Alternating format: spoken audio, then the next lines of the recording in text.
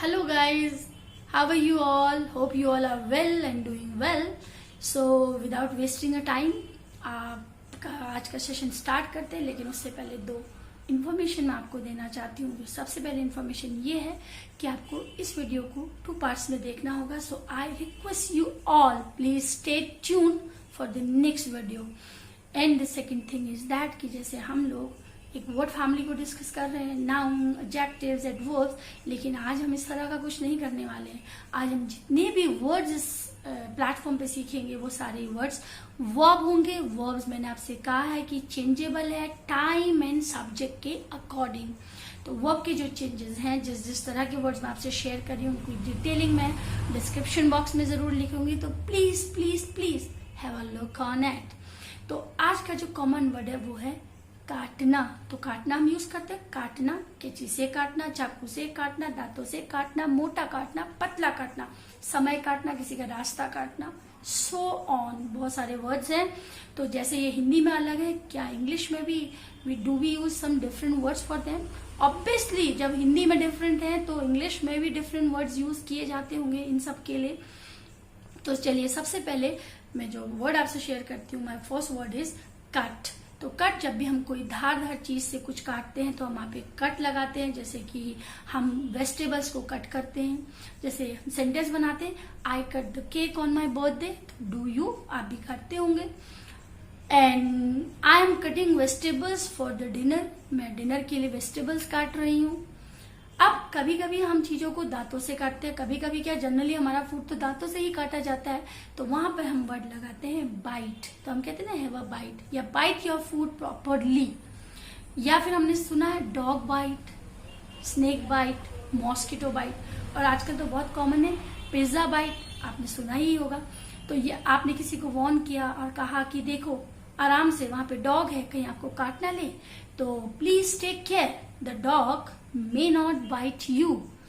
अब कभी कभी सब्जियों को हम सैलेड के लिए काटते हैं। सैलेड के लिए जब हम सब्जियां काटते हैं तो वो पतली और फ्लैट होनी जरूरी है, यानी कि थिन भी हो फ्लैट भी हो। तो जब हम चीजों को थिन और फ्लैट काटते हैं तो वहां पे हम लगाते हैं स्लाइस। तो जैसे आपने कहा कि आप सैलेड को स्लाइस कर देंगे क्या डिनर के लिए, प्लीज, या can you slice the salad for dinner.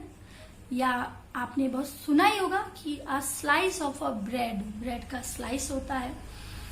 अब कभी कभी आपने बहुत कभी कभी नहीं जनरली सुना होगा कि आगे के दांतों से, सिर्फ आगे के दांतों से, बाइट तो हम पूरे दांतों से करते हैं, सिर्फ आगे के दांतों से, यानी कि कुतरना। तो जैसे आपने कहा कि मैंने एक नई चादर खरीदी और मैं जब घर पे नई थी, चूहे ने आकर उस चादर को कुतर दिया। तो यहाँ पर को काटना ही है, लेकिन सिर्फ आगे के दांतों से कुतरना है, तो वहां पर को हम लगाते हैं निबल वर्ड। तो जैसे I bought a new bedsheet for my bed, but when I was not at home a mouse nibbled my bedsheet. उस चूहे ने मेरी बेडशीट को कुतर दिया। ऐसे ही कभी कभी हम सब्जियों को बहुत ही बारीक, कुछ चीजों में बहुत बारीक सब्जियां पड़ती हैं, यानी कि बहुत ही बारीक उनको काटते हैं फाइन वे में, तो हम वहां पर को यूज करते हैं चॉप वर्ड का। जैसे ऑमलेट के लिए हमको चॉप्ड अनियन की जरूरत होती है, तो can you chop some onion for omelette. या फिर हम लोग बिरयानीज बनाते हैं, तो बिरयानीज में नॉनवेज भी जो होता है वो चॉप्ड फॉर्म में होता है। आई नीड चॉप्ड नॉनवेज, जो भी mutton and chicken for biryani. तो आप इस तरह से सेंटेंस आप भी बनाइएगा। ऐसे ही हम लोग कभी कभी किसी चीज की छटनी करते, काट कर करते पर छटनी करते, यानी कि to make them neater and shorter, उनकी क्लीनिंग के लिए, उनको शॉर्ट करने के लिए। स्पेशली हमारे नेल्स होते हैं, तो for the better hygiene we must clip our nails, trim our nails. हम ट्रिम करते हैं, बाल हमारे शैबी हो जाते हैं, योर हेयर लुक शैबी, आपके बाल शैबी दिख रहे हैं, अनइवन दिख रहे हैं, तो you must trim them, you must trim them, उनको आप ट्रिम कर लीजिए। तो हम ट्रिम का यूज करते हैं। ऐसे ही हम लोग समय को भी तो काटते हैं, तो समय को कभी कभी हम क्या बर्बाद करने के तरीके से जब हम काटते हैं तो हम वहां पे यूज करते हैं kill the time. So do not kill your time, समय को बर्बाद मत कीजिए अपना, because time is very valuable. समय बहुत ही प्रेशियस है, कीमती है।